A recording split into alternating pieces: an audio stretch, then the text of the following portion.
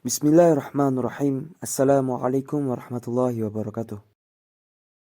Makam Nabi Muhammad SAW berada di dalam Masjid Nabawi di Madinah, Arab Saudi. Dahulu makam Rasulullah SAW adalah kamar beliau dan istrinya, yaitu Sayyidah Aisyah radhiyallahu anha. Di samping makam Rasulullah SAW juga terdapat makam dua sahabatnya, yakni Sayyidina Abu Bakar As-Siddiq dan Umar bin Khattab radhiyallahu anhuma. Di dalam sebuah athar dikatakan bahwa makam Rasulullah SAW pernah mengalami kerobohan hingga terlihat hal-hal menakjubkan di dalamnya. Lantas bagaimana makam Rasulullah bisa roboh? Apa yang terlihat di dalam makam tersebut? Fakta menarik apa sajakah tentang makam Rasulullah? Apa isi ruang rahasia bawah tanah di Masjid Nabawi?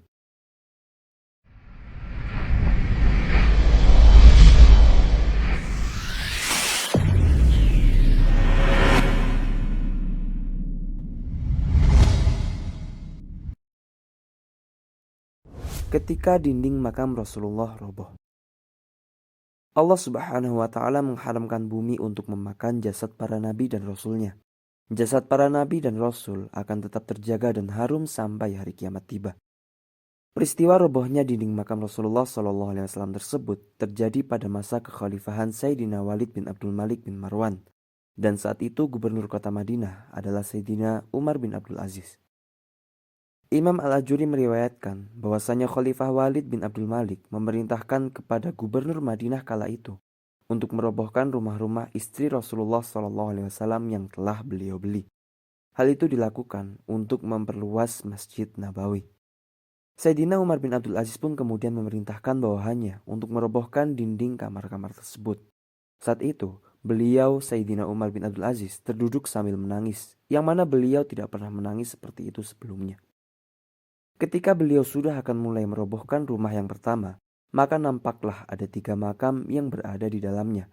Saat itu pasir atau tanah yang berada di atasnya telah runtuh. Sayyidina Umar bin Abdul Aziz pun kaget dengan hal itu. Lalu beliau sendiri yang meratakan kembali tanah makam tersebut. Kemudian ada seorang bernama Roja berkata kepadanya, "Semoga Allah menjagamu. Jika engkau sendiri melakukan hal itu, orang-orang pasti akan mengikutimu. Lebih baik perintahkan saja orang lain untuk memperbaikinya." Lalu Umar bin Abdul Aziz pun memerintahkan seseorang untuk memperbaiki makam itu. Orang itu pun menjalankan perintah Sayyidina Umar tersebut. Ketika dia membongkar pondasi kamar itu, dia melihat ada sepasang kaki yang nampak di dalam makam. Khalifah Umar bin Abdul Aziz pun kaget mengetahui hal itu. Orang-orang pun kemudian berkumpul untuk melihat apa yang terjadi. Mereka semua terkejut melihat apa yang mereka saksikan itu. Mereka melihat kaki yang nampang tersebut terlihat seperti kaki orang yang masih hidup. Mereka pun saling bertanya-tanya, sebenarnya kaki siapakah yang terlihat di makam itu? Lalu sebagian orang di antara mereka mengatakan bahwa kaki tersebut kemungkinan adalah telapak kakinya Rasulullah Shallallahu Alaihi Wasallam, sebab kakinya masih terlihat seperti kaki orang yang masih hidup. Namun sayangnya, tidak ada seorang pun yang mengetahui sebenarnya milik siapakah kaki tersebut. Hingga kemudian datanglah Urwah bin Zubair. Ia berkata, "Ini bukanlah kaki Rasulullah Shallallahu Alaihi Wasallam. Ini adalah kaki Sayyidina Umar bin Khattab radhiyallahu anhu." Kemudian Roja menyebutkan bahwa makam Sayyidina Abu Bakar berada di tengah dekat makam Rasulullah SAW dan makam Sayyidina Umar bin Khattab berada di belakang makam Sayyidina Abu Bakar As-Siddiq. Kemudian Sayyidina Umar bin Abdul Aziz pun memerintahkan agar makam tersebut ditutup dan dikembalikan sebagaimana sedia kala. Wallahu a'lam.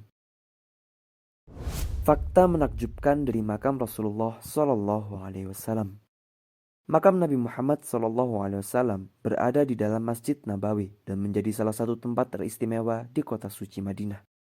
Dahulunya tempat ini merupakan kamar Rasulullah SAW dan istrinya, yaitu Sayyidah Aisyah radhiyallahu anha.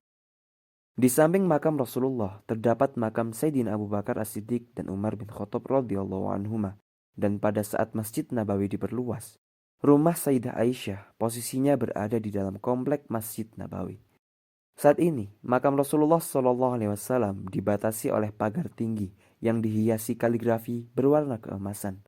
Di sana terdapat penjaga khusus yang disebut dengan askar yang berjaga di makam beliau.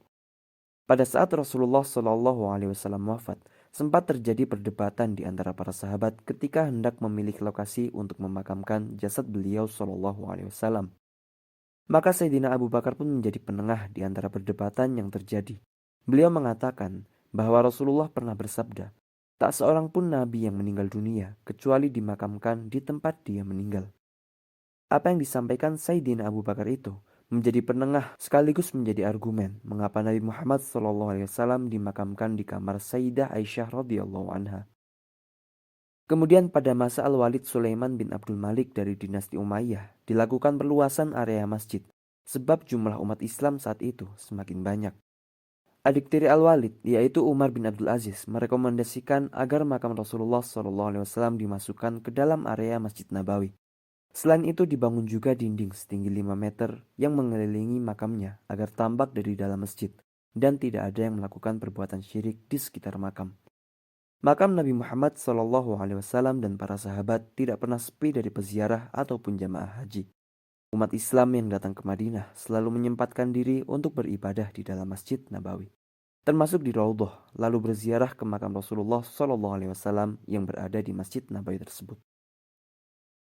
Ruangan rahasia di bawah Masjid Nabawi. Masjid Nabawi di Madinah merupakan salah satu masjid yang didirikan oleh Nabi Muhammad SAW. Dulunya daerah tersebut merupakan lahan kosong yang ditumbuhi oleh pepohonan kurma. Lokasi pembangunan masjid ini merupakan tempat pemberhentian pertama unta yang ditunggangi oleh Rasulullah SAW ketika tiba di Madinah. Ada beberapa hal yang membuat Masjid Nabawi begitu istimewa. Selain makam beliau dan para sahabatnya yang ada di tempat tersebut, Masjid Nabawi juga memiliki ruangan rahasia di bawah tanah yang berisi benda-benda kuno yang menakjubkan. Ruang rahasia di bawah tanah Masjid Nabawi itu ialah museum yang berisikan barang-barang peninggalan zaman Rasulullah yang masih ada hingga sekarang. Salah satunya ialah tempat menyimpan kitab suci yang terbuat dari kulit asli. Di tempat itu juga menyimpan bagian ayat Al-Quran yang ditulis di batu, pelepah kurma, tulang hewan, hingga kayu. Di museum itu juga dipajang Al-Quran peninggalan zaman Nabi saat ayat-ayat suci sudah mulai ditulis. Di atas kertas terdapat pula benda-benda kuno bersejarah lainnya yang pernah dipakai oleh orang-orang zaman dahulu. Berdasarkan informasi yang ada, disebutkan pula bahwa beberapa sisi di Masjid Nabawi rupanya memiliki tanda-tanda rahasia khusus. Beberapa pilar ditandai secara khusus untuk mengingatkan tempat itu di masa lalu adalah sebagai lokasi yang penting. Rasulullah SAW adalah makhluk termulia yang dimuliakan oleh Allah yang Maha Mulia. Masjid Nabawi pun menjadi mulia, sebab masjid tersebut memiliki hubungan yang sangat kuat dengan Rasulullah SAW.